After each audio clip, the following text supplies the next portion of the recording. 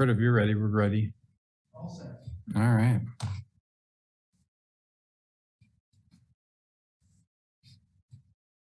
All right. Good evening, everyone.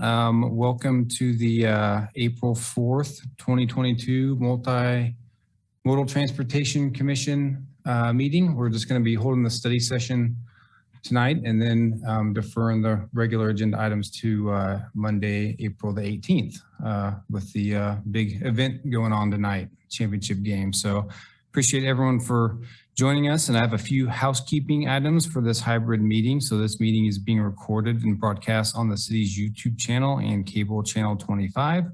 Please remember to mute yourself during the meeting when you are not speaking. The chat function for this public meeting is disabled. All chats will go directly to me. Unless you are participating during the meeting, please turn your video off. This allows the active meeting participants to be seen on screen. You will still be able to hear the meeting. When you are participating, please turn your video on. If you have any trouble, please send us a chat. The city reserves the right to mute people or turn individual videos off to minimize distractions during the meeting. And with that, I think if we could do a quick roll call, Christina, then we'll turn over the meeting to the chair. Yes. Nick Kuzmiak. Here. Althea Schnacky. Here. Douglas Redding. Damon Balteska. Here. Aaron Payton.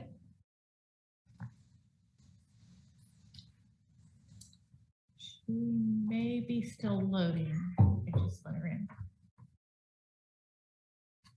We'll come back around. Pat Collette. Hello, can you hear me? Yep. Okay, I'm here. Pat Collette. Here. Charlie Bryan. Here. And that is our crew. All right. Thanks, Christina.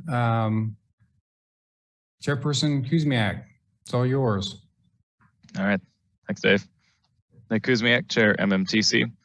First check, is everybody able to hear me? I'm kind of using a new headset, so I want to make sure we're good. All right.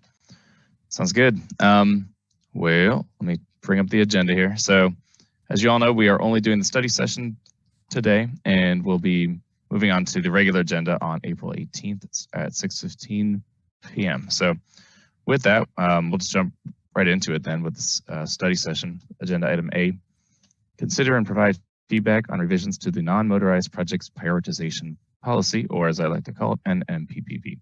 So staff has worked up a whole lot of revisions on the sort of evolving policy, and hopefully you've all had a chance to read through it. It's not super long, but there are some interesting changes here and there. I'd like to start with staff kind of giving a brief rundown of what you think are the most important changes, and then from there, maybe open up to kind of clarification questions if there are any, and discussion from the commission, if that's okay. So Dave or Jake, do you want to go first here? Yeah, thanks, Chair. This is Jake Baldwin, Engineering Program Manager for MSO, and I've also got Jessica here, Mortinger, with the MPO to assist in the discussion tonight.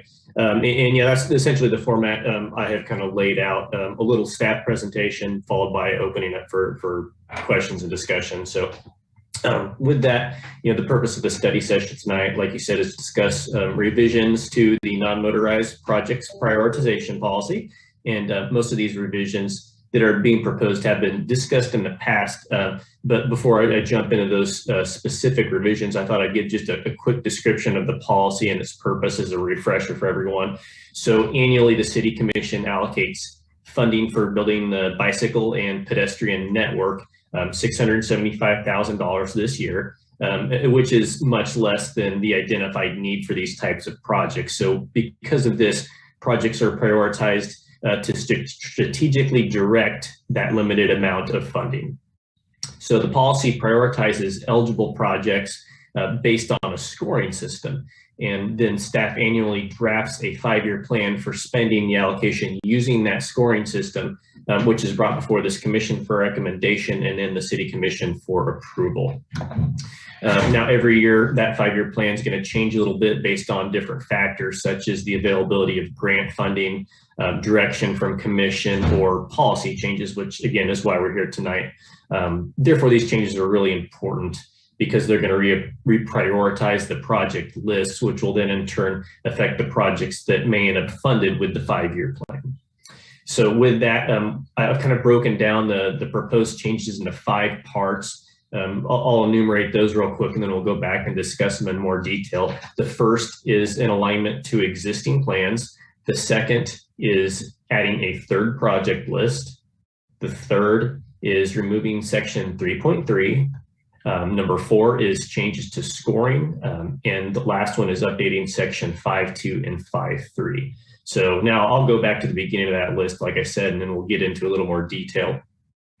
So the first is alignment with the existing plan, specifically the Lawrence pedestrian plan and the Lawrence safe routes to school plan. With the pedestrian plan, those recommendations call for the revision of this policy to specifically address equity, to add gaps that support access to transit stops, healthy food destinations, and parks, to identify crossings and how they're weighted in the pedestrian list. And it also calls for updating using the pedestrian access analysis to a pedestrian demand analysis. We'll get into that in more detail as well. It's going to call for establishing a sidewalk replacement list, more to follow on that one as well. And then lastly, to clarify funding eligibility may vary by project type and location. So again, those are the recommendations of the pedestrian plan. With the safe routes to school plan, it points to integrating crossing improvements in their evaluation. So that was the first part of the revisions I want to discuss. The second part is adding a 3rd project list, which is sidewalk replacements. This is directly out of the evolution of the city's sidewalk improvement program. So with that program, we inspect sidewalks and do spot repairs. But through those inspections, we've also realized that some of those sidewalk segments are in such a condition that spot repairs aren't warranted, and really it's a full replacement, ADA compliance from block end to block end. So it's those sidewalk segments that we can't repair that we want to move into this other list and prioritize along the same lines as our other project types. Number 3 was to remove in section 3.3, which is the call for projects. And this really is a result of these projects are already identified in their respective plans through a robust community-wide engagement effort that was part of those plans and their process.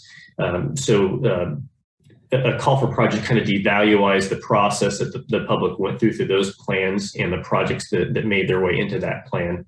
And really any project over $100,000 is part of the CIP process, and that process is still open for any projects that are proposed by the public. And lastly, the call for projects historically has had little or no change on our project lists. And really to provide more information on that, we will provide an update on our 22 call for projects, hopefully at a very near meeting in the future. And that brings us to number 4, which is our changes to scoring. There's kind of a lot of meat to this one. So in this part 4, we're going to change the priority network scoring from a 6 to a 5 for pedestrian projects only. We're looking at changing the analysis method to from pedestrian access to pedestrian demand. And this is what I alluded to earlier, and really is a result of the data-driven process that was done for the sidewalk program to produce prioritized inspection routes. Simply put, the access is looking at the number of destinations within a certain range of a specific project, whereas demand is going to use a shortest path analysis between origins and destinations to identify routes that have the highest potential for pedestrian demand.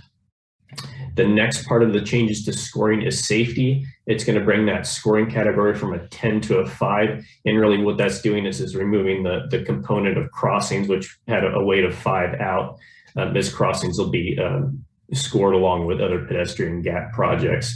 And then the last change to scoring was the addition of equity. It's going to utilize the transportation disadvantaged population metric that we've discussed in the past. and would equate to roughly about 25% of the overall prioritization score. And then part 5 of our proposed changes is updating section 5.2 and 5.3 to align with the 5-year plan. This one really is just more of a language change to indicate the process that we've gone through the last 3 years through the 5-year plan. Lastly, I did copy the track changes on the document to the agenda item, so we're really transparent about what changes are being proposed. And I think that kind of brings me back to Jessica. I was going to see if Jessica had anything she wanted to add or elaborate on from what I've said so far. Jessica Martinger, Transportation Planning Manager. I don't have anything to add at this point, but I'm here and available for the discussion to talk about any of the history with this or how it relates to the planning work that we've done. Okay. Thank you, Jessica. So I guess that brings me to the conclusions of the remarks that I really had prepared. So going forward, it's our intent to take feedback from the discussion today and bring back a revised policy for approval at an upcoming meeting. And so with that, happy to turn it back over to you, Chair, for questions and discussion. Okay. Nick Kuzmiak, Chair, MMTC. Thank you, Jake, for the clarification. That definitely helps, at least from my understanding. So I'm going to do my best to guide this discussion in a way that seems to make sense to me. So I'm thinking where we can start, since we've had a decent amount of turnover recently and quite a few relatively new members. Let's start with kind of an understanding check on if we all are on the same page of kind of what this is. If we all understand the non-motorized project prioritization program, geez, I hope I understand it. Yeah, the NMPPP, and make sure that we know kind of what the history is, how it started. I guess from my perspective, I'll do my best to kind of fill in at least the past few years. So as I recall, this is the kind of thing that is very similar to the community-wide capital improvement plan, CIP, and it is its own CIP and is wrapped up within the broader CIP. Is that right, Jake? Yeah, Jake Baldwin, MSO. Essentially, we use this policy to score projects that are going to go into our 5-year plan, and that 5-year plan allocates the yearly funding for bike and ped standalone projects. Okay, so when the city's finance department publishes the overall CIP, are these projects included, and it's this prioritization that got them there?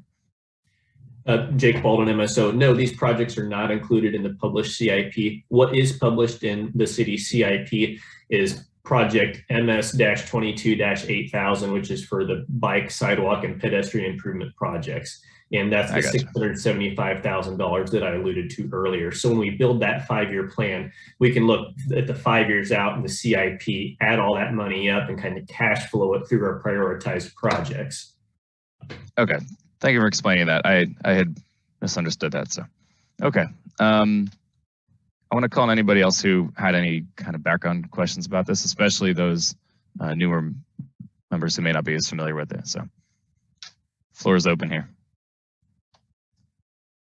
I would just like to, this is Pat Collette, Commissioner.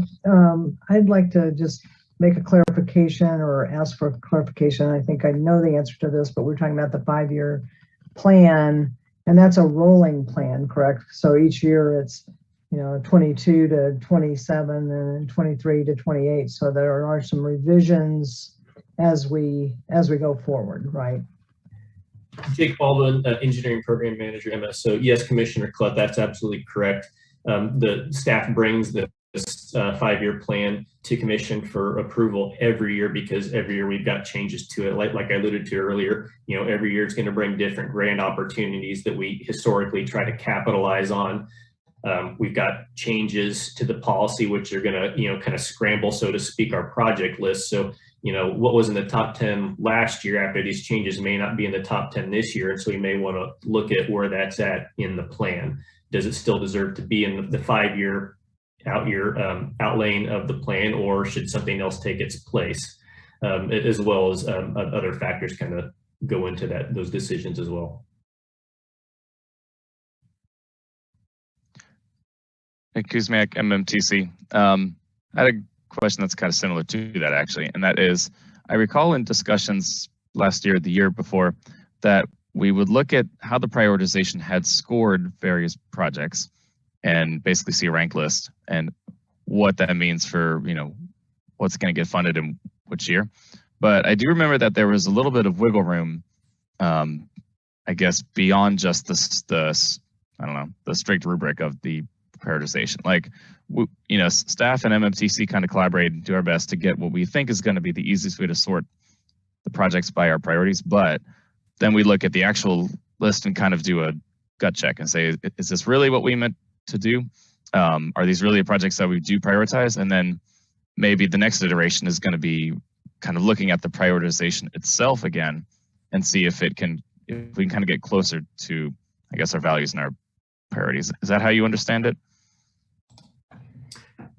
Jake Baldwin, Engineering Program Manager. I think that's a fairly accurate description. There's always other factors that are going to play into the projects that go into this plan. For instance, I think a year or two ago, a commissioner asked us for a metric about cost per linear foot to kind of see how much bang for your buck you're going to get on one project versus another. So that's another tool we use to help us pull projects out and put in the plan.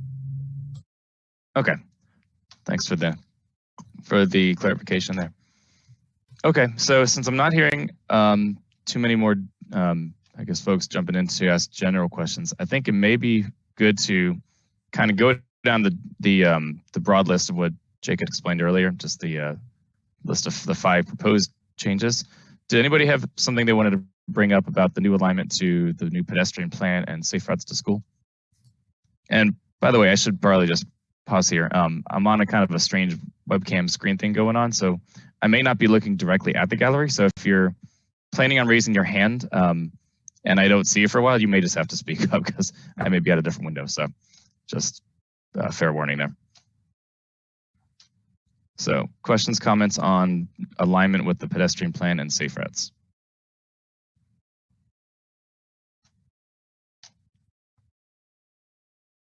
Okay, well, I'll offer up my own comment to, I guess, Jessica. So it seems like the main change I was able to find is that I think there was something about initially prioritizing any streets that did not have sidewalks on both sides.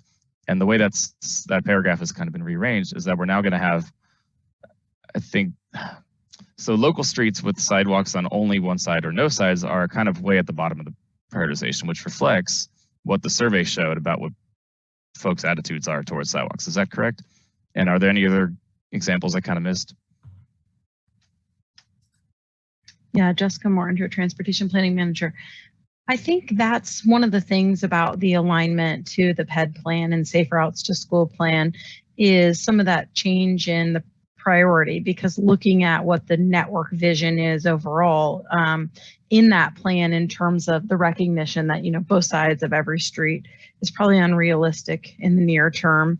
And so really prioritizing some of those things, the way we had some of those scored, I think yielded some results we may not have intended to yield, where gaps for safe routes and or other transit park healthy food gaps now, just because they're on the other side, if they're about continuity on the same side, they weren't getting scored as high. And so I think that's just a little shakedown in how we kind of envision that hierarchy of those projects for scoring, kind of based on what we heard also from the community and their prioritization. Alignment with those plans also is about what projects are feeding into the lists. So the alignment with the pedestrian plan brings a new set of projects into the list. And it's working in cohesion and in that same symbiosis with the assumption that this updated process will get adopted in a similar time frame as when the pedestrian plan will be in front of you for your consideration. And so really the recognition that that plan calls for a new set of projects in addition to just arterial, collector, and safe routes to school identified gaps that are gaps around some modeling we've done in relationship to access to bus stops, access to parks, and access to healthy food destinations. So that's kind of both projects and how they score and rank.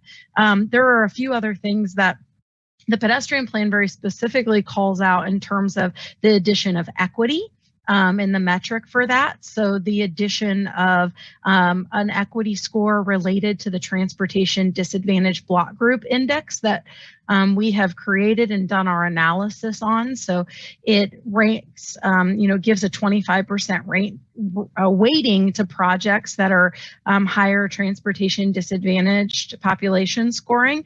That's consistent with what we did when we worked with Jake in developing the revised methodology for Sidewalk Improvement Program also. So it brings equity instead of it just being a tangential, like after the fact, are we considering how equitably these projects are distributed? It directly weights projects based on where we feel like transportation disadvantaged populations exist. And when we get into the pedestrian plan, you'll see there's quite a bit of analysis around disparity within those block groups and looking at every block group and where the ratio of sidewalk to roadway is less than a one-to-one kind of as a high-level proxy for us to really understand that we believe there is disparity in some of those block groups and that we could address some of that by weighting some of these gaps to the favor of improving mobility for people who we perceive to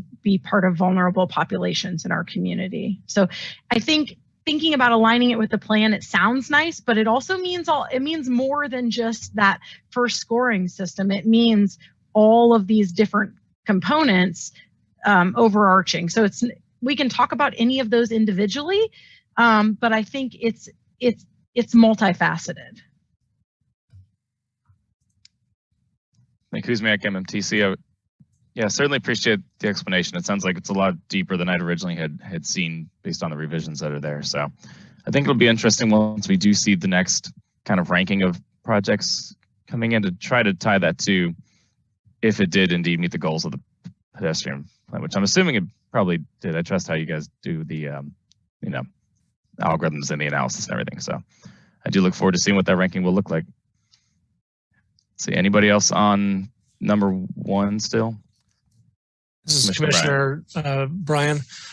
I'm curious if the inclusion of the Lawrence Safe Routes to School plan is mostly an acknowledgement that the Safe Routes is kind of incorporated into the other plans, or if it really stands separate. And I guess I'm asking that because the pedestrian plan I thought had already kind of incorporated the Safe Routes to School work. So just help me understand, is this like the purpose statement? Sure. Adding that in there, is that mostly just to kind of bring attention to that? Or is it, I guess I don't want to see it be redundant, I guess. Okay. Yeah, Jessica Mortinger. So I think it's important that we specifically list it. You have to remember also that the Safe Routes to School plan also calls for, has some listing of bike projects where they relate to where bike routes align with safe routes. And so I think it's important because remember it was wasn't it countywide bikeway plan, safe routes, pedestrian plan. And so because those are kind of in an evolution, I think recognizing them all reflects the fact that we may get to and update a Safe Routes to School plan that may say something different than what the pedestrian plan says because they're all on a 5-year rotation. That's a little bit different timeline. So in my mind, while the pedestrian plan does support and align with values that are currently in the Safe Routes to School plan, the Safe Routes to School plan very specifically also has some provisions for what may warrant revisions to them, like school boundary changes or other things like that, where we would want to, in those years when that happens, go ahead and update immediately kind of that alignment of the projects from Safe Routes to School specifically that we may not have called out in the pedestrian plan because that may not warrant a pedestrian plan update in that scheme. So in my mind, it may be perceived as semantics because really Safe Routes is part of the pedestrian plan, but there is an ability for one of them to change without the other one initially changing, and them not being on the same rotation makes me think that we should just be very clear about them. Okay, thank you for that explanation.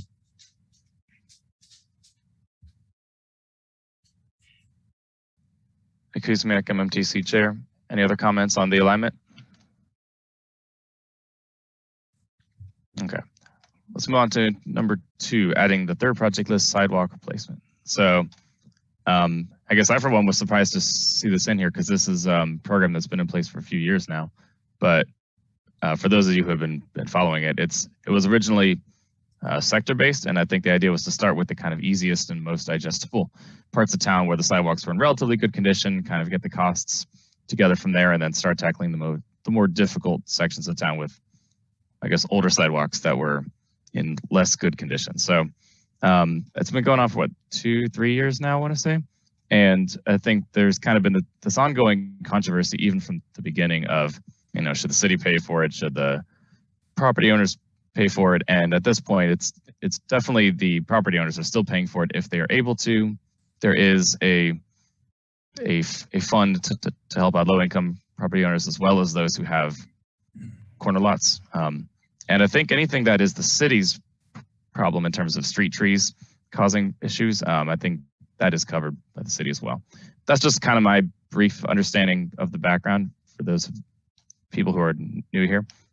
Jake or Dave or Jessica, feel free to correct me on that. I think I got that right. But my main question is, how did this get into the, into the NMPPP? Is it just for streamlining and efficiency, essentially?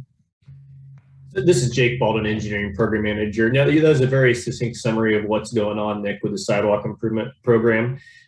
However, the difference here is we got into areas where the sidewalks, we can't do the traditional spot repairs with the Sidewalk Improvement Program. So the Sidewalk Improvement Program its purpose is to repair tripping hazards, which are spot repairs, a panel here, a panel there. So last year, our inspections found a lot of sidewalk segments that had so many hazards in them, it necessitates a full replacement. There's no sense economically or I guess logically to do spot repairs on every other panel in a sidewalk. We need to tear those out and put in an ADA compliant sidewalk, because for the most part, these old existing sidewalks are not going to be compliant, whether it's width or cross slope or ramps or sidewalks through driveways. So essentially, we have a whole new type of project because of what our inspections have found. And that program is not meant to be an ADA compliant block-in replacement program.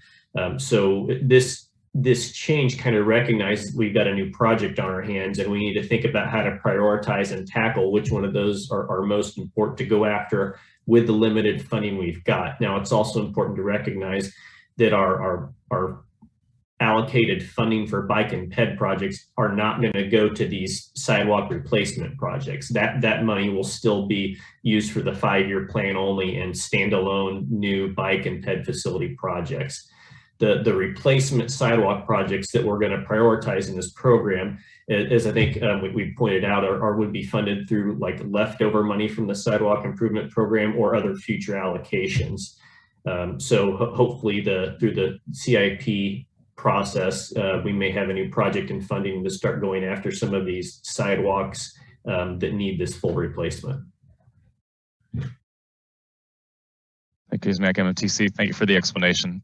So it sounds like then with it's almost like it's a different pot of money that's going to this set of projects. It's just being scored in a similar way to make sure that we're making the most efficient use of resources. Do you foresee there being a decent amount of funds left over in a given year for the Sidewalk Improvement Program, or is that program going to be pretty much tapped out and we're going to hopefully rely on grant funding or transfer some of the general fund? I don't know. Again, Jake Baldwin, Engineering Program Manager. No, I don't really foresee any funding going to be left over for our annual Sidewalk Improvement Program. We did get in the case where through the first few years of the program, we did run a surplus, or our projects were small enough that we had, and we kept rolling it over. So last year we had a little bit bigger of a project. That's not going to be the case going forward. We will be at the work session at City Commission tomorrow night, and we've actually got some numbers on that work. Actually, I believe it's on the regular agenda now. And it talks about the need is about $5.4 million to finish the spot repairs through our LiDAR analysis. So really I think the funding is very similar amount to what we've got for bike ped. And so, we can break down that overall cost for a yearly cost. It's going to take us to about 2030 to get all those spot repairs done. that kind of speaks to the cost of the repairs of the sidewalk program. It doesn't really speak to what the cost is for the replacement. I think that number is probably still unknown at this point, but it's going to be a lot larger and probably require a different source of funding. This is Commissioner Collette. I have a question about this, and how does this differentiated from the homeowner funded sidewalk repairs? Which ones, or how are we distinguishing between the two of those? I'm not sure. Sorry, this is Jake Baldwin, Engineering Program Manager. And Commissioner Collette, I'm going to try to answer your question. If I don't get it, please ask again. Okay. So we're still going to try to treat all property owners the same way, whether they're getting spot repairs or they're part of the sidewalk replacement project.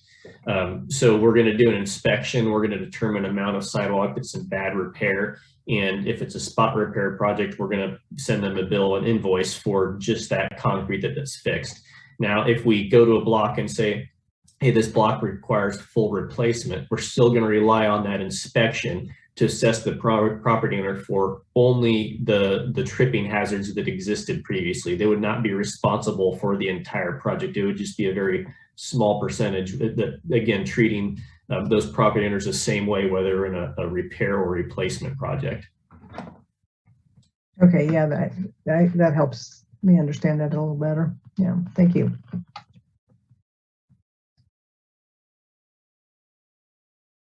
Any other questions from the commission regarding the inclusion of sidewalk replacement projects? This Commissioner Brian, are you expecting then that we would see a list of sidewalk replacement projects that would be ranked using this scheme, and then we would have to make some decision regarding kind of following that ranking or making modifications to the list? Jake Baldwin, Engineering Program Manager. Commissioner Brian, yes, these will result in a prioritized list, and the revisions that we've included in the policy indicate that staff's going to bring that list. It basically is a staff update yearly, and it probably is going to depend on the timing of the inspections and when we can pull that analysis out of the inspections, but it would just show up as a staff update according to the revisions we are proposing. Would this Commissioner Brian again? So would we have any decision to make on that, or would it be just a, informational update? Jake Baldwin, Engineering Program Manager. Right now it's being framed as just an informational update. I think that the decision really goes into the scoring of the policy as to how those get prioritized. We would use essentially the same methods we do for the 5-year plan to look at efficiencies and the most important priority sidewalk replacements as well as efficiencies. Can we group those into a corridor approach to really get an effective project out of the funding? Thank you.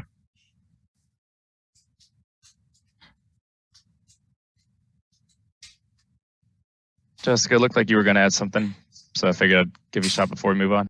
Yeah, and Jessica Mortinger, I was just going to say, I think Jake's right that I think you setting this policy and setting the framework for how we start to tell the community we're looking to make those prioritizations ensures that, I think in some sense, that we're presenting values to you that were reflected from the community during public engagement from the plans, and it keeps it consistent with the priorities that we're setting when we look at like the city's strategic plan and our other multimodal plans in terms of prioritizing replacement on highest value infrastructure, highest network based on demand, based on crossings, based on equity, and all those considerations that really speak to values. And I hope that when you look at this policy and give us feedback, you're weighing in on those things where really we don't want it to be political in terms of this project or that. And everybody will want theirs first, right? We're in their neighborhood. And so we're speaking to these community values on a system level, trying to understand how we would either ask staff or working with you for the not, you know, as staff for sidewalk replacement, but as working with you for all the other components, would use these values that you've bought into to score these projects as the basis for laying out a foundation that helps us implement what we believe to be the community's vision. So if it, you know, if after you see a project list, you say, oh, well, I don't, how did these, you know, you could always ask that question to staff is how does it score and how did that work? But if it's not consistent with what you see, then there's an opportunity to reevaluate this program and change the values that we're using to make these decisions. This is Commissioner Bryan. Thanks for that added explanation, Jessica. I do think, I remember when we went through this revision the last time, it's easier to do once you see kind of what the output looks like in terms of the list in its, you know, ranking. And then you see, oh, well, that's not what we hoped, you know, or that's not, doesn't kind of fit with what our gut's telling us. So I feel like for now, we probably just need to sit back and wait to see. And then, like you said, when it materializes, when that's ready, we can review it and kind of give some feedback on, you know, whether the policy needs to be further refined or something. I do wonder a bit about the public's expectation for it's, you know, the ability to provide input on that, and if it's going to feel a bit not tone deaf, but just like if the response will sound like, well, the policy said this, therefore we're doing this, and how we can just kind of be careful not to make it sound as if this is so black and white. I think what's helpful on the list that of the bike and ped projects is that there is kind of a mechanism where we have to make a final recommendation to the city commission. Well, and maybe that gives like a fail safe there. Yeah. So let me add this comment because maybe this isn't clear. Okay. So as each year of the sidewalk improvement, so like Jake mentioned, they still have to do inspections each year for the sidewalk improvement area. So for year 4, they're going to use that the model we created for sidewalk improvement and select the segments that are part of year 4. So the only thing that we could even feed into to that category for sidewalk replacement is the parts of year 3 that didn't get replaced and didn't get hazards improved. So it's taking the stuff that didn't get done from each year program that has already been prioritized and vetted through that process and agreed to by the commission, right, for sidewalk improvement. And it's taking all the leftovers that didn't happen as that and feeding them into sidewalk replacement. It's not a separate process. It's the projects identified are like the leftovers that come out of that other process that has a public vetting. And we've already agreed to say, these are the places where we should identify these and repair these hazards.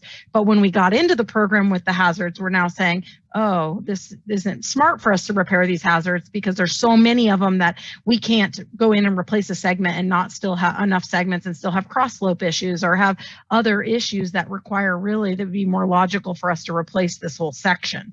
So I would say it's a little bit of a nuance in the sense that this list is not just, we're not going to go back and run the model and like come up with this. This list will get built of sidewalks requiring replacement and will be a list that's every year added to as that hazard, as the sidewalk improvement hazards locations get addressed or don't get addressed. This is Commissioner Bryan. Maybe then it would be helpful to just remind us then, what is the prioritization for the areas of the community that are inspected? Is that done across the entire community, across some, segments of the community over time?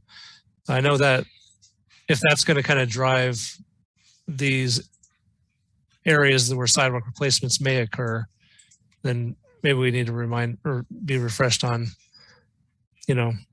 is that going to be East Lawrence? Is that going to be North Lawrence? I mean, how does that get determined? So year 3, Jake's getting ready to start in year 4. Year 3, we changed the methodology. It used to be just the geographic area in year 1 or 2.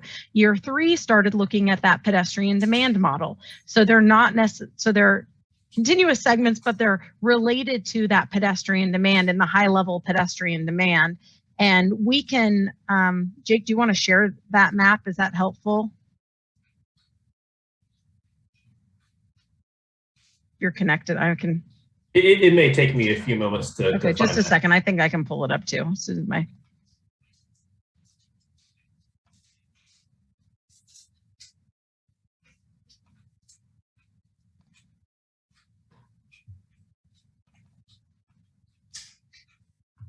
Okay, I got it.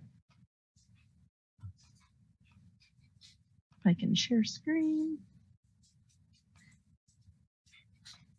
Okay, so I don't have the years selected on here, but this is basically the output from the model. If you remember, we built a model that's based on the network and it's based on flows. So it took all of the origins that could be wanting to go to a destination within certain buffer areas on a walkshed and routed them across the network. So this is millions and millions of trips across the network to create a flow chart basically that shows, and sorry if you can't see the highest pedestrian demand in red and the lowest pedestrian demand in green. Also shown on here, you can see is brick sidewalks, and they were in blue because at this point, as part of sidewalk improvement, they haven't been included in the sidewalk improvement program until more brick standards are identified to decide how those are going to be approached.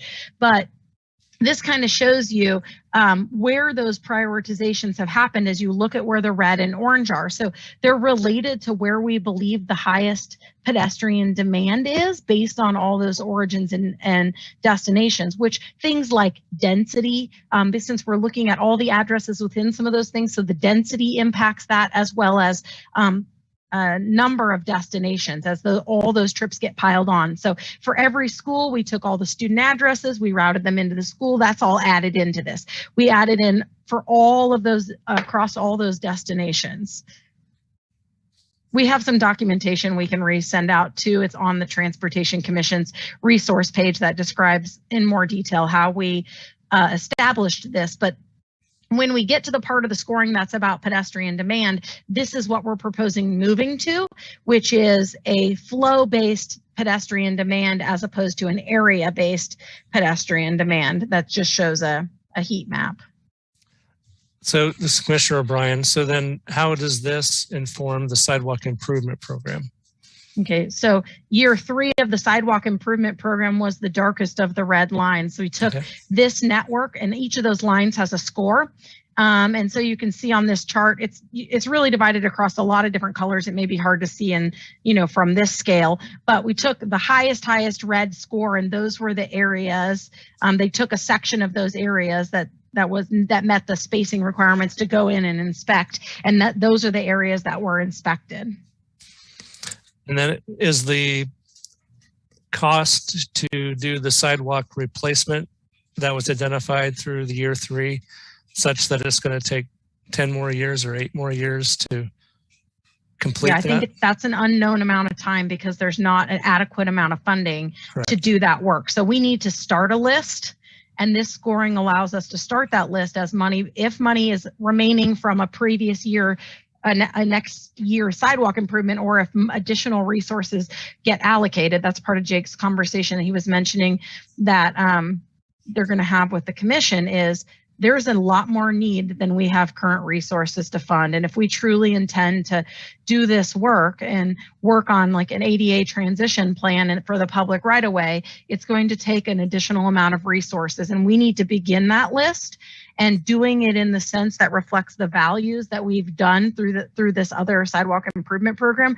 We felt is the most logical way to do that and keep it consistent with the work we're doing for all of the community in terms of values and recognizing that there's a lot to say about demand. And again, this model that you see here, this pedestrian demand, it was weighted for transportation disadvantaged populations, the version that we used for the sidewalk improvement program. So that's an example of how you can see, the areas where we also had transportation disadvantaged populations, in addition to the demand where we would anticipate possibly more populations needing the ability to have mobility and access to the pedestrian network at a higher value.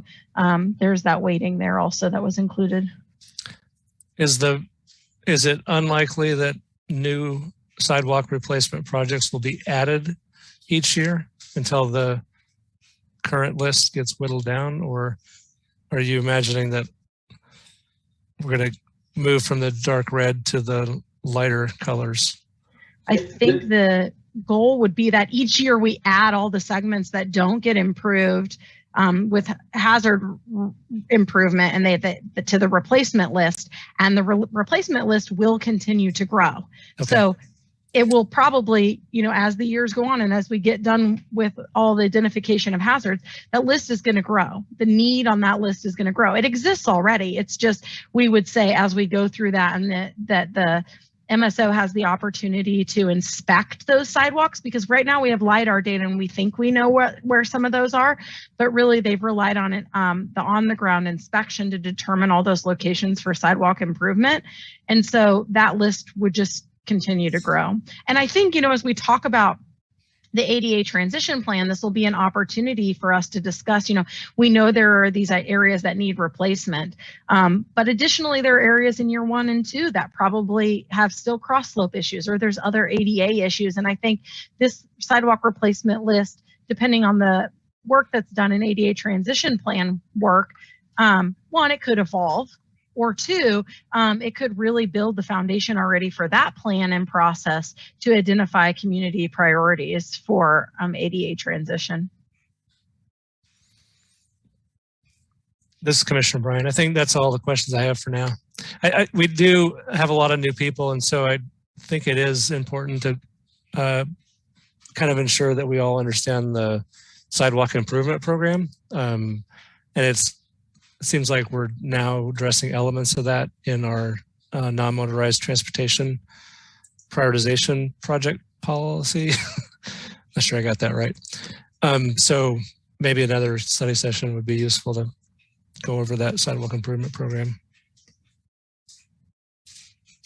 Kuzmiak, MMTC chair.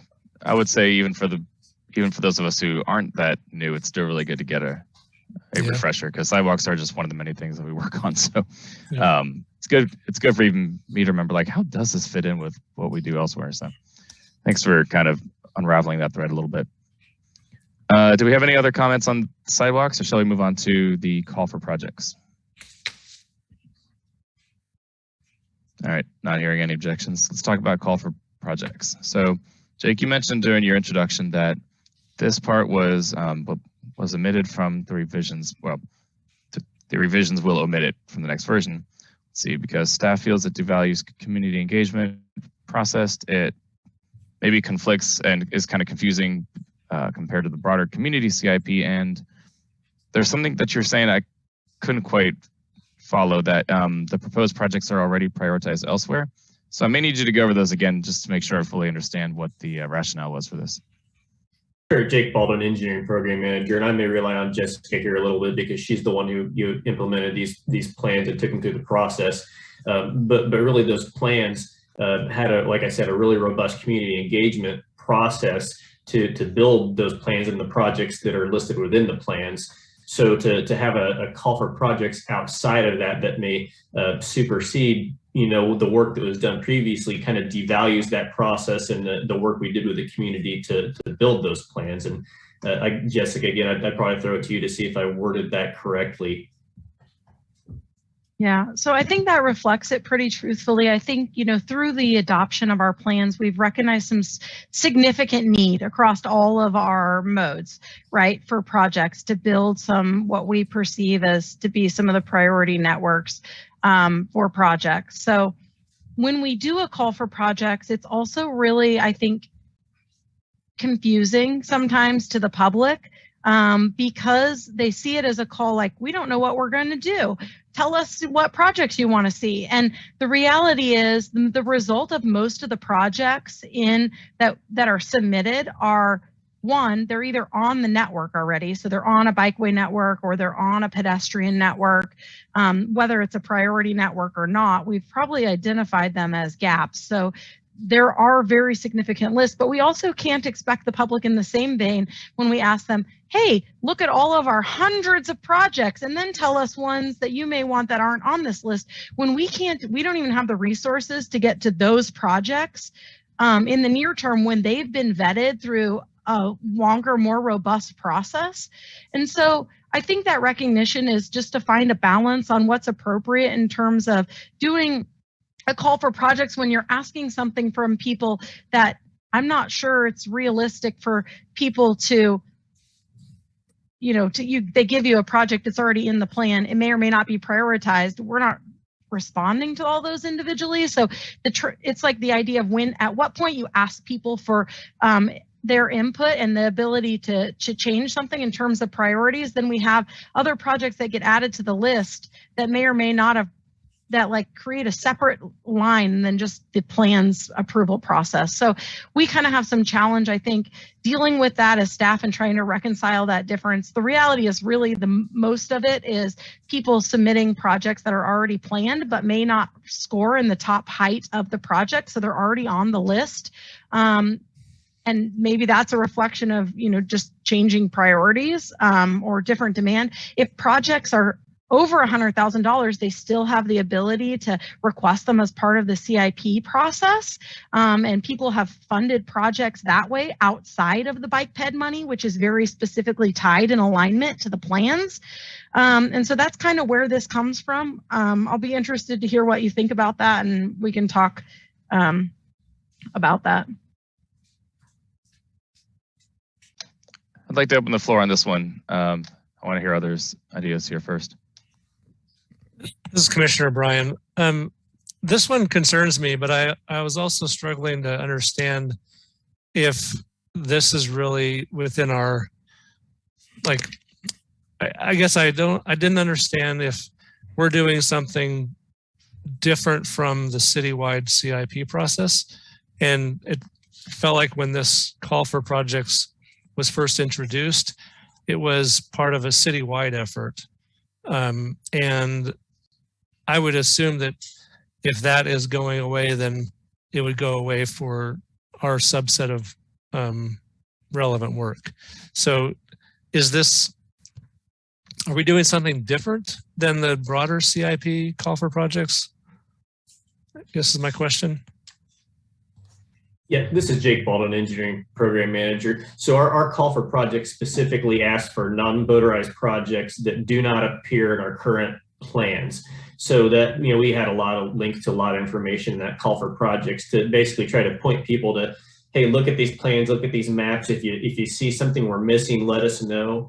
And that is completely separate from the capital improvement plan call for projects. And okay. Again, they've got a $100,000 threshold on there. And as Jessica pointed out, that's a good avenue for folks to ask for projects that are a higher dollar value.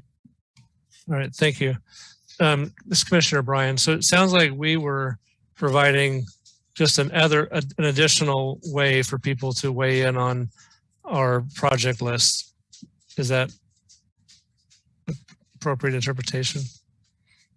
Yeah, I mean, I think I don't know if people interpreted it the way it is already, which is like always that we already have a list of projects that come out of our plans. And so when they see it, they just say, oh, bike ped projects. And they type a list of all the bike ped projects that they maybe want.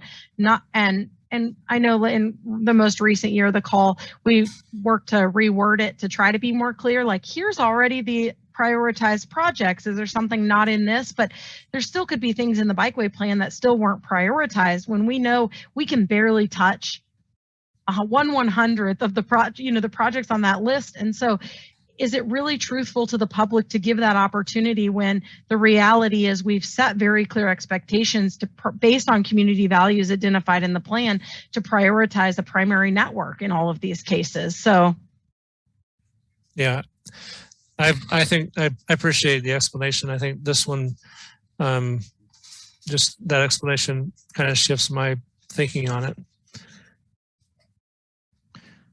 Nick Kuzmiak, MMTC Chair. It's almost 6, and I want to do a process check real quick here. I also have some thoughts on this, and I think others may, and I know we still need to get to public comment, and there's 2 more items on this list. I think number 4 may actually take some discussion. Dave, were we planning on going just till 6 or till 6:15? I honestly forget. Yeah, we're planning on going to 6:15, but if we need to go a couple extra minutes, we can do so if it will be beneficial. Okay, thank you. All right, let me just quick kind of see what we can do here. So just kind of zooming out here, looking back at the 5 proposed changes in general, unless anybody has any specific comments about the alignment with the 5-year plan, I'm thinking we can probably kind of skip over any discussion of number 5. Any objections there? Okay. As for number 4, the changes to the scoring, I don't personally have any objections or any comments. I feel like what staff has done really makes a lot of sense based on what we've been talking about the last few years. Does anybody else have any comments on number 4? Sorry, this is kind of a backwards way to do this, but. So this is Commissioner Bryan. I'll just say quickly, the difficulty with understanding 4 is without seeing kind of an example of the prioritization. I mean, it all looks good, but until we see it, it's just harder to understand it. And I think, I don't know, it's been a couple of years maybe since we did this where we didn't like the list as it was generated, and we kind of gave feedback, and then there was a change to the policy that kind of made the safe routes to school things were given a little bit different ranking, and so that helped. I think we all felt more comfortable with the outcome at that point. So this feels similar, like it looks good, I need to see the list. So maybe that's something we just keep in mind until we get to that point when the list is ready for us. Nick Kuzmiak, I'm the TC chair. I agree. Sorry, Jessica, you're going to say something. No, I just said, I think we're at the point in the process we want to get buy-in to the concept of what we're going to propose before we invest a bunch of time in doing some of the modeling work that's required to support these changes to bring something back to you. So I definitely think the next time you see this, not only will you have the text, but you'll get to see the maps that go with it and the scoring and how that plays into this. Yeah, that sounds good to me. Okay. Any other comments on changes to scoring? So this is Commissioner Bryan. I do want to point to the area that the letter from Michael Allman indicated 4.2 on the bikeway prioritization criteria, the community service centers.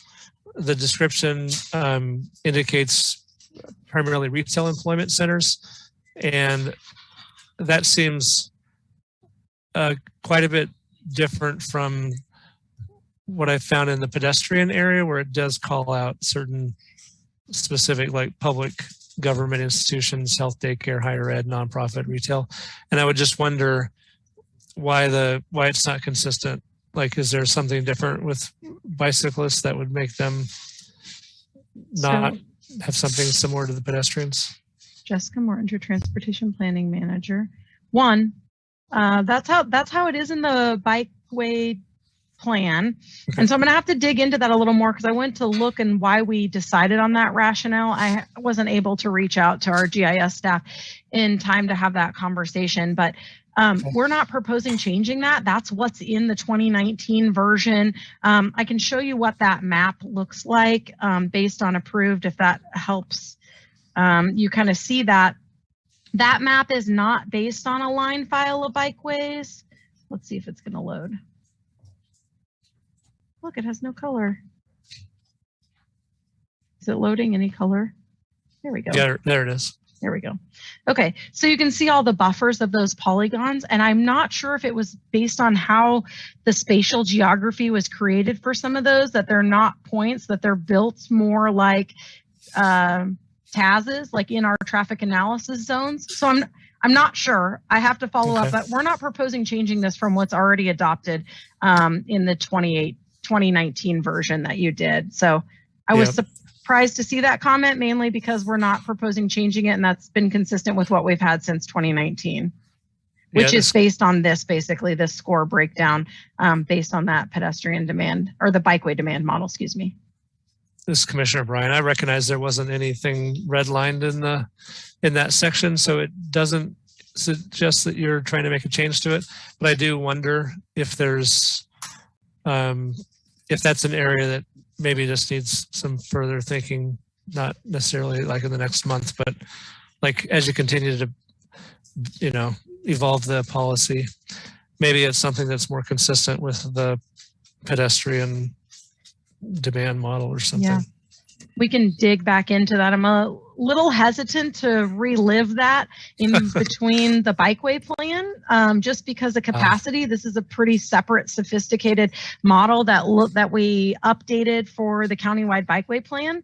And we don't update this besides every 5 years. So it's a feeds into your scoring, but the wouldn't necessarily change because we're not updating this model necessarily as built. It's kind of a point in time model that we've developed now twice when we've updated the bikeway plan the last 2 times. So it's not really in our workload to update until we get to the next update of the bikeway plan in a few years. Fair enough.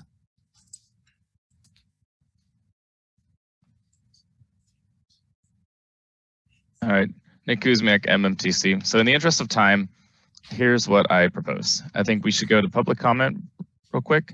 Take maybe 5 or 6 minutes because I have a feeling both Michael and Gary are going to want to give a comment here.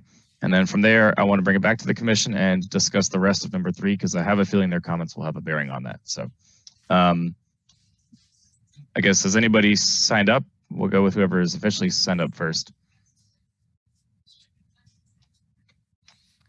Yeah, Dave Cronin, we didn't have anyone officially sign up. We've got a couple members of the public that are on Zoom. So if anyone wants to comment, feel free to unmute and sounds good. I see Michael, Gary. Michael, I saw your hand is raised, so I'm going to go with you first. And I'm going to try to keep it at 3 minutes as best as I can because I know we're running out of time. And we do have reading materials from you as well. So that's the backup. So anyway, yeah, Michael, please go ahead. Thank you, Mr. Kuzmiak. I appreciate that. And yeah, I'll try to be brief because of the time constraint. First of all, I want to apologize for paragraph 1 that I didn't understand. This was just a review and that it'll come back for actual action at a later meeting. So Mr. Cronin explained that to me later. But my second paragraph has to do with the call for projects. And I don't personally find it relevant that there was a robust community process already that listed hundreds of projects. That's great. I participated in that.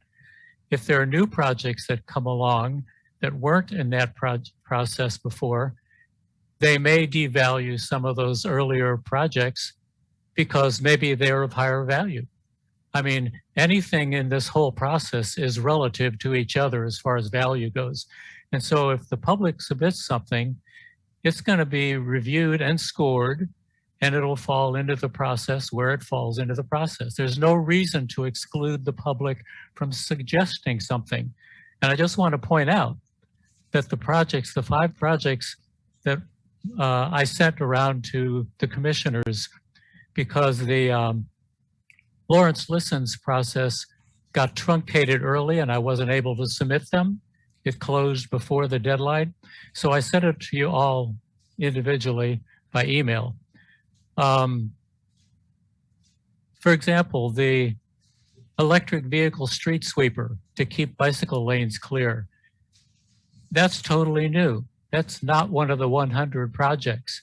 The center line in all these shared use paths, that's a completely new project. It has nothing to do with projects that were already in the list. It's totally new. And if it has its own value, it has its own value. The public should not be restricted from submitting something. Another good example, the Atchison Creek Trail that we submitted last year, that's a good example of something that is very time sensitive. That yes, it's on the secondary bicycle network, and we haven't finished the primary bicycle network, but there are overarching reasons why it should be moved up on the list, because if Evergy puts in 20 feet of dirt that blocks that path and KU doesn't want to participate in it, the whole project is dead. So that has to happen in a timely manner.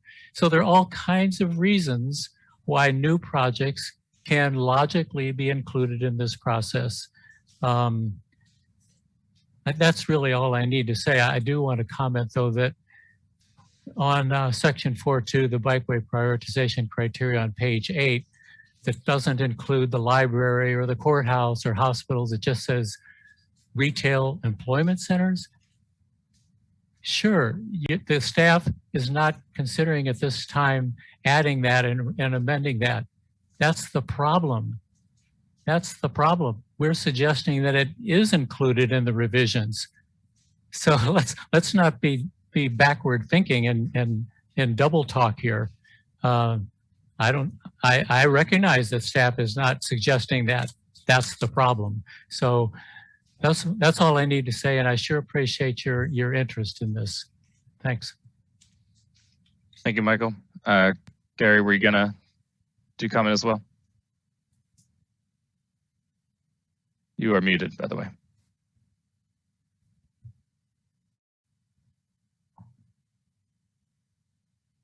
Gary, you're showing up as unmuted, so I don't know if it's something with your audio or not. Okay, how's this? There you That's go. it. Good. Sorry, it was a microphone switch. I want to second Michael's concern about eliminating additional public submission of non-motorized projects. I concur. I think the people who use the network have pretty good insight into what improvements need to be made and new ones that weren't thought of by the first group of people developing the plan. I appreciate the plans and all the projects they generate. I think and I understand how only a few of them are really going to get done anytime soon, but that doesn't mean that additional projects submitted by the public don't have value. And if they're repetitive, you just eliminate them. And if they don't score well on the prioritization plan, you just put them low on the list. But you might get one that surprises you, ranks extremely high, that turns out to be something you needed, was not on the plan. And also, the plans are addressed every 5 years, 4 years. So you've got to wait 5 years before anything new is going to happen on that list. And things may change in the community and new things happening in the United States and the world that are solutions to problems we didn't have before that might be appropriate to put on that list. So I want to support Michael's feeling that I would like to see ability for the public to submit projects to remain. The other thing is, I got to say, it's a little discouraging to see us generating a whole new list of sidewalk replacement projects that have no funding. You know, I was really hopeful that sidewalk repair would just move through our community in 20 years and we'd have nice sidewalks. But the farther we get into it, the more we find that it's never going to happen. We're just going to plink away at it. And you know, I understand, I guess, the concept that a block is so bad that patching won't work. I guess I understand that, but then to put it on a list and turn away and never look back, and without an effort to find some funding, I just hate to see lists made that'll never be addressed. I'd rather see repaired sidewalks and lists never be addressed, but that's just me. The whole concept of a block so bad it has to be replaced is a little problematic for me, because you have, let's say, one side of the street, you have 8 houses on a block, and those 8 houses, there's only parts of it that can be attributed to the repair program, but a bunch of driveways have bad side slope, and the ends require stairs that are not possible, and it goes up and down, and there's topography problems. Well, in the end, if we were to do that project, if we happened to find $100,000 to do a full block of sidewalk, everybody on the block would get new sidewalks, and yet only 2 or 3 of them who had repair possibilities have to pay for that. That doesn't sound fair to the people who have to repair their sidewalk, that someone else gets a whole new sidewalk in front of their house without having to pay for it. So it's a little, it doesn't make complete sense to me about this. They're so bad, it takes a whole new sidewalk, so we can't do them anymore. They're too expensive. So I guess that's the reality, but I'm really disappointed that that's the way we're going with some of these blocks. Thank you for doing what you're doing. I see a lot of repaired sidewalks in my neighborhood and in adjacent neighborhoods, and I'm really, really glad to see them happening. After so many years of disregard, it's glad to. I'm just so happy to see the city doing something to repair our sidewalks. And so, thank you very much. Thanks, Gary. So I think that there's a couple of points in those two comments, as well as the rest of number 3 that we haven't gotten to yet that I'd like to address if we can in the few minutes that we have left. I wanted to start with just a general comment around the idea of generating lists of bad sidewalks that are unfunded currently. I can agree that there is at least an apparent element of unfairness in that if your sidewalk is so bad, then you get out of having to pay for it yourself. And I'd be curious to hear how staff responds to that one. But I think the general idea of having a list of bad sidewalks is maybe not a bad thing, even if we don't have the money right now. When applying for grants, a lot of times you need kind of like a list of shovel-ready projects that you already know what the cost is going to be and who they're going to affect. And I think having this list kind of in the city's metaphorical back pocket could actually really come in handy with the upcoming, I guess, infusions to local governments coming from the feds, like ARPA and Build Back Better and whatever else is potentially going to come our way. So I have hope that doing this kind of build up work is potentially going to serve us well in the long run when our expert grant writers are able to leverage that and possibly get some money to make up for the decades that we didn't do this. So Jake and Jessica or Dave, do y'all want to address anything else? This is Jake, Engineering Program Manager. I can address a couple of those. So number 1, when we do full block replacement for sidewalks, those sidewalks that were hazardous, those property owners are going to be responsible for that. So they would not be getting that for free. Though again, it goes back to the question I tried to answer for Commissioner Collette, and that we want to treat property owners the same, whether in a repair or a replacement project. And then number 2, for funding these replacement projects that are going to get put on a new list, we are going to go to commission with the CIP project to start establishing funding for those. So it won't be a list that just hangs out in limbo. Hopefully we can get the funding provided for those and then begin tackling those priority replacement sidewalks.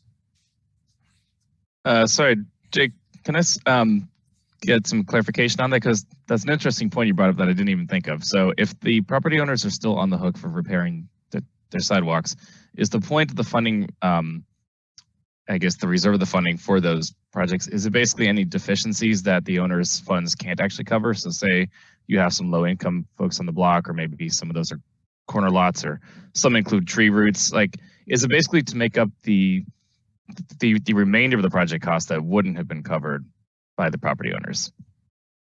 Is that what that fund is for? Jake Baldwin, Engineering Program Manager. I'm not sure I understood the question completely. I guess number 1, part of the reasons we have to replace these sidewalks from block in to block in is driven by ADA compliance. So you'll see that come forth with the ADA transition plan for the public rights of way, where it's going to spell out that, you know, the spot repair of sidewalks are really the first step. It's the Band-Aid to the problem, and that you're allowed to do that to a certain threshold, and then you really need to replace it from block in to block in and establish a compliant pathway. Okay. But when it comes to the cost of those projects, the city really is going to cover that cost to make it ADA compliant. Again, the property owner, he may have a 3-foot wide sidewalk and only 1 square is bad. Well, he's only going to have to pay to have the concrete redone for that 1 single 3-foot square of concrete. He's not going to have to pay for the drive getting reconstructed to ADA compliance, as I can't remember which commissioner pointed out that, you know, you've got a lot of problems there with the driveways.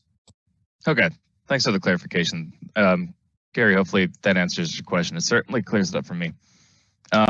Was there anything else that was going to be addressed? I feel like there's a couple points here. I think the inclusion of public projects, the concern I had was kind of similar, is that these particular projects the Sustainability Action Network put forward aren't really covered by any kind of neat bucket. It's not like they really fit into the priority bike network or safe routes to school, they're honestly, I mean, they're almost kind of unclassifiable in terms of where they would go in these things. So I guess I'm curious, Jessica, how would you address sort of more unique projects like this? Do they go directly to the city CIP, or is there still a place for them? I think that's a good question, because I'm not even sure how some of them, if they're not point or line projects like we have in the model, could be scored equivalently to the projects that you have. So I think that's going to have to be a conversation about where the appropriateness of those go. Maybe Dave or Jake have some thoughts on that.